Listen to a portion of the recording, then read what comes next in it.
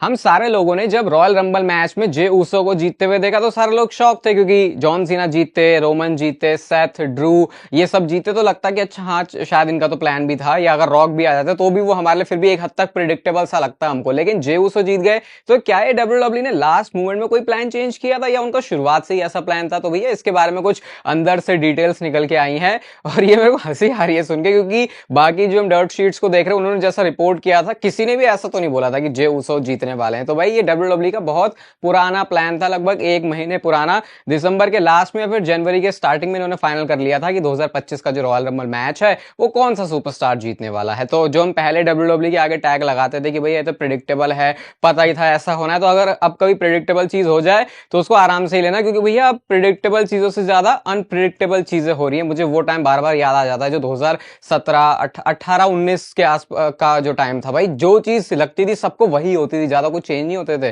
तो या तो ट्रिपल एच अपने सोर्सेस को बहुत ज्यादा ऐसे रख रहे हैं कि भाई बातें लीक ना हो, या आप ये भी कह सकते हो कभी कभी जब लगता है कि बहुत ऑब्वियस चीज है तो लास्ट मिनट में प्लान चेंज करके भैया सारे लोगों को शॉक कर देते हैं। तो अब वो टैग हटा दो डब्ल्यूडब्ल्यूई से कि प्रिडिक्टेबल शो है, अब ऐसा नहीं होता भाई। Okay, hello chatters, my name is Rohit and you are watching Wrestle chatter.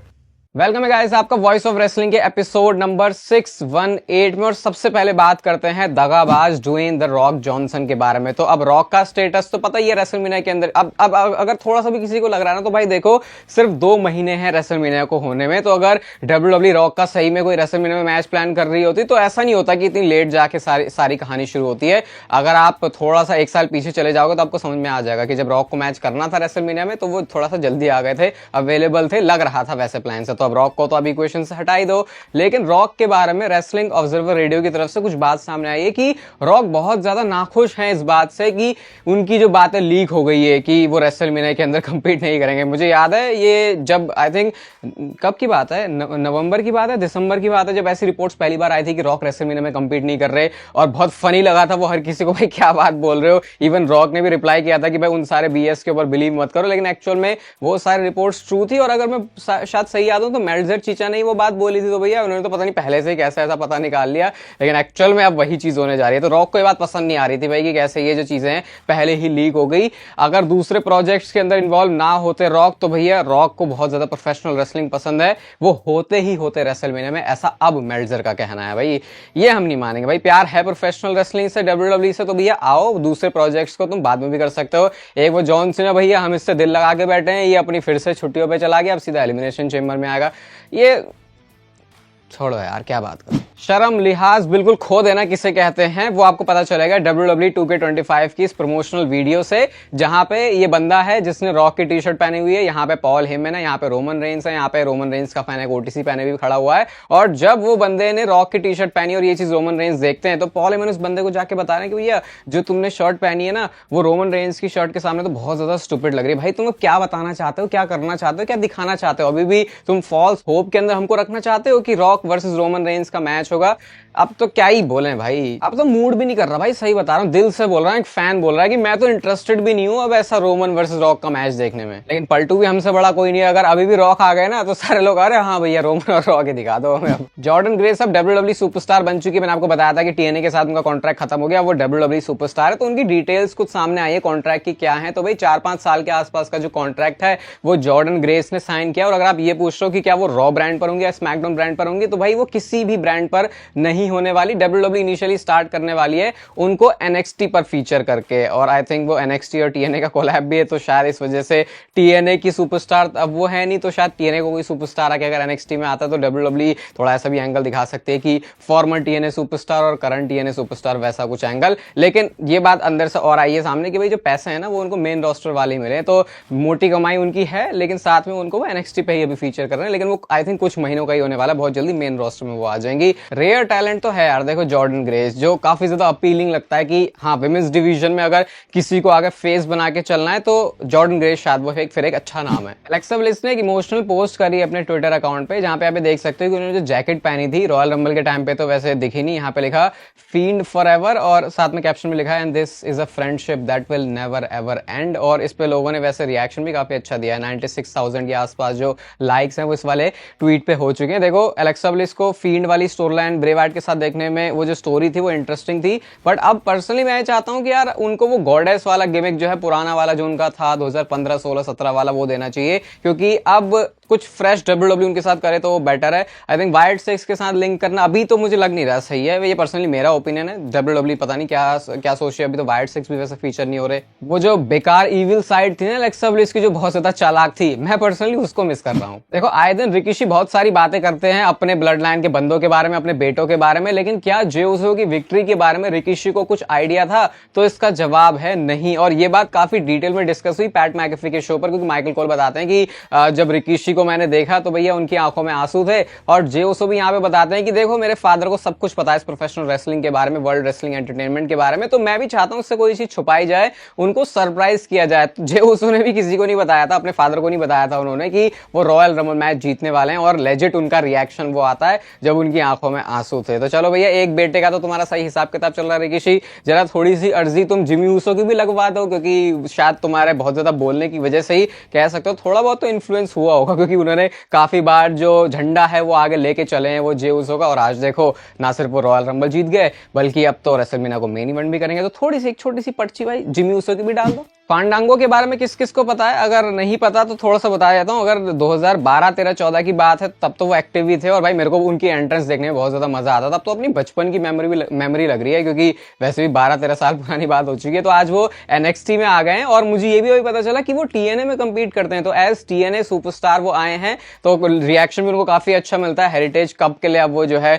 लड़ने वाले हैं, तो ये काफी अच्छा जो क्रॉसओवर हुआ है उसका बेनिफिट हमको NXT में देखने को मिल रहा है। और साथ में आज शार्लेट फेयर भी आई NXT में, काफी ज्यादा उनको अच्छा रिएक्शन मिला NXT से। NXT वाला क्राउड बहुत सही है, कोई भी बंदा है बंदी है पुरानी जो पहले NXT में थी बोलेगी दिस इज माय होम, तो बस क्राउड वहां पे जो है खुश हो जाते हैं उनको देख के। तो उनको NXT में तो अच्छा रिएक्शन मिल गया, और वही है कि वो ऐसा टीज ही करनी है कि वो किसको चैलेंज करेंगे रेसलमेनिया के लिए। तो अभी उसी के अराउंड थोड़ा सा सस्पेंस बना रहे हैं। बहुत दिन से इस बात को बताने के लिए मैं वेट कर रहा था, क्योंकि रॉयल रंबल के अराउंड ही बहुत सारी चीजें चल रही थी। तो जो मैंने आपको बताया था कि ट्रिपल एच के लिए सरप्राइज था कि उनको हॉल ऑफ फेम में इंडक्ट करेंगे, क्योंकि वो खुद से तो वैसे कभी ऐसा डिसीजन लेते नहीं। तो रॉयल रंबल के बाद ट्रिपल एच ने बात बताई थी कि मैं तो देखो निक खान के साथ बैठ के पहले ही इसको डिस्कस कर चुका था कि अभी अगर मैं हॉल ऑफ फेम में जाता हूं तो लोग यही बोलेंगे कि यार बंदा खुद को अपने आप में डाल रहा है। तो देखते हैं आगे का मुद्दा 2-3-4 साल के बाद कभी इस चीज को करना होगा तो कर लेंगे। निक खान कहते हैं कि जब 2-3-4 साल बाद करना ही है तो क्यों ना अभी कर लेते हैं, और ट्रिपल एच फिर अपना रियल टाइम रिएक्शन बताते हैं। कि मुझे लगा कि अच्छा मैंने शायद सही से कुछ देखा नहीं है, शॉन माइकल्स को भी आना होगा, लेकिन जब मैंने अंडरटेकर को देखा तो मैं समझ गया भाई या तो पॉजिटिव या नेगेटिव वे में कुछ तो होने वाला है यहाँ पे। तो अगर ट्रिपल एच के हाथ में ये होता डिसीजन तो भाई वो आज मतलब इस साल की जो हॉल ऑफ फेम है उसमें इंडक्ट नहीं होता। और वो बोल भी तो रहे थे कि अभी जाते हुए निक खान को मारूंगा मैं बहुत ज्यादा, क्योंकि ये भी डिसीजन ही मिलके लेते हैं, लेकिन ये सरप्राइज करने के लिए था ट्रिपल एच को। पता नहीं वो ऑल एलीट रेसलिंग की स्टोरी कहां पे गई, जहां ऐसा लग रहा था कि शेन मैकमैन एक मैकमैन ज्वाइन करने वाला है, रीज्वाइन करने वाला है फिर से प्रोफेशनल रेसलिंग को। लेकिन ये जो शेन मैकमैन के बेटे हैं उनसे किसी ने बोला कि यार you should enter, next generation बनना चाहिए मैकमैन्स का जो कि प्रोफेशनल रेसलिंग में हो। तो उस पर उनके बेटे ने जवाब दिया सून, और फिर उसका कोट करते हुए जवाब शेन मैकमैन ने ऐसे वाली इमोजी लगाई है। अब पता नहीं लोग इसको देखने में इंटरेस्टेड अभी भी हैं या नहीं, क्योंकि वो हाइप तो पूरी ही खत्म हो चुकी है। जो लग रहा था कि डीन एम्ब्रोस, जॉन मॉक्सली आएंगे, तो एक छोटी सी चीज मुझे लगी क्या पता कहीं ये लीड करे, बट एक्सपेक्टेशन या होप रखने की जरूरत है नहीं, क्योंकि करना होता AEW वालों को तो शायद अब तक कर देते। ट्रिपल एच की जगह अगर क्रिएटिव कंट्रोल CM पंक के पास होता तो इस बार की रॉयल रंबल में कुछ अलग ही होता, और वो ये होता कि जॉन सीना एलिमिनेट करते CM पंक को, और इस तरीके से वो हेडलाइन करते रेसलमेनिया को, जॉन सीना हेडलाइन करते। तो CM पंक बता दें कि देखो मेरे हाथ में होता तो मैं तो लास्ट में हम दोनों को ही डालता, और फिर मैं चाहता कि जॉन सीना मुझे एलिमिनेट करे। हाँ, इसलिए नहीं कि जॉन सीना को कोई सपना पूरा हो जाए, बल्कि उनके सपने ना पूरे हो जाए, क्योंकि CM पंक को हमेशा ये डर लगता है कि अगर उनको कोई सपना पूरा हो गया तो लाइफ में आगे जीने का जो पर्पस है वो बचेगा ही क्या। तो मुझे तो लग रहा है कि वो मेन इवेंट अभी भी करने में इंटरेस्टेड नहीं है, कि अगर रेसलमेनिया मेन इवेंट कर लिया तो भाई फिर अब जिंदगी में आगे क्या करना है। ये भी अलग ही लेवल का भाई माइंडसेट है कि गोल भी अपने ऐसे। CM पंक ने वैसे ये बोला है, ये आप भी यहाँ से कुछ तो एडवाइस ले सकते हो या फिर कुछ इंस्पायर हो सकते हो CM पंक से। वो कहते हैं कि अगर तुमने अपनी जिंदगी में गोल या सपने ऐसे देखे हैं जिन्हें देख के तुम्हें डर लगता है या तुम नर्वस होते हो उसे सोच के, तभी वो सही में कोई ड्रीम है। कि सपना इतना बड़ा देखो कि उसको सोच के जब वो हो जाए तो तुम्हें भी डर लगे। ऐसे ही बाल सफेद नहीं है वैसे CM पंक के, कहना तो पड़ेगा। इस बार की रेसलमेनिया को अनप्रेडिक्टेबल बोल सकते हो, केओटिक बोल सकते हो, और बोल सकते हो कि भाई कंफ्यूजिंग है, पता नहीं कब कौन क्या आके कर दे। बट अब हमको एक सबसे बड़ा जो मैच है रेसलमेनिया का शायद वो पता चल चुका है और पीडब्ल्यू इनसाइडर ने इस बात को रिपोर्ट किया है कि WWE करंटली रेसलमेनिया के लिए जो मैच प्लान कर रही है रोमन रेंज, सेथ रॉलिंस और सीएम पंक का, वो अलग अलग मैच नहीं है बल्कि वो एक ही मैच है और ट्रिपल थ्रेट मैच के अंदर ही तीनों सुपरस्टार्स कंपीट करने वाले हैं। यार देखो मैच ही बहुत ज्यादा बड़ा है, एक्साइटमेंट भी इसकी पूरी होगी, लेकिन यार जब ऐसा लग रहा है ना कि WWE ने एडजस्टमेंट करी है कि यार कॉम्प्रोमाइज हुआ है चीजों में कि वो नहीं हुआ तो फिर ये कर लिया, तब मुझे इस मैच की फील उतनी ज्यादा बड़ी नहीं आ रही। जबकि स्टोरी लाइन के हिसाब से पूरा इसका सेंस है, क्योंकि रोमन रेंस और सीएम पंक, भाई पॉल हेमन का चक्कर, सेथ रॉलिंस और रोमन रेंस का बहुत पुराना चक्कर, सेथ रॉलिंस और सीएम पंक का बड़ा लेटेस्ट वाला चक्कर, तो उस हिसाब से तो भाई ट्रिपल एच का ये ट्रिपल थ्रेट वाला जो मैच है उसका पूरा सेंस बन रहा है। लेकिन जब ऐसा लगता है कि यार शायद ओरिजिनली मैच हो सकता था रोमन रेंस वर्सेस रॉक का, शायद WWE सीएम पंक और सेथ रॉलिंस करती, लेकिन फिर वो नेटफ्लिक्स में कर दिया, तो मेरी अभी कुछ फीलिंग या कुछ मेरा फाइनल ओपिनियन बन नहीं पा रहा है इसके ऊपर कि क्या मैं बोलूं। ऑब्वियसली मैच तो ये बहुत बड़ा है, शायद WWE इसको मेन इवेंट के अंदर भी डाल दे, और इस वजह से क्योंकि तीनों बड़े सुपरस्टार्स हैं तो ये झमेला भी नहीं रहेगा कि कौन सा बंदा जो है मेन इवेंट में जाएगा रेसलमेनिया के। लेकिन अब काफी डिफरेंट लग रहा है रेसलमेनिया का मैच कार्ड, जैसा ओरिजिनली शायद हम सारे लोगों ने सोचा था। बाकी ये वीडियो आपको अच्छी लगी तो इसे लाइक कर दो, क्रिकेट चैनल को भी आप फॉलो कर सकते हो क्रिकेट की बातों के लिए, इस चैनल को फॉलो कर सकते हो WWE से रिलेटेड बातों के लिए, और तब तक फिर लेते रहो जिंदगी के मजे।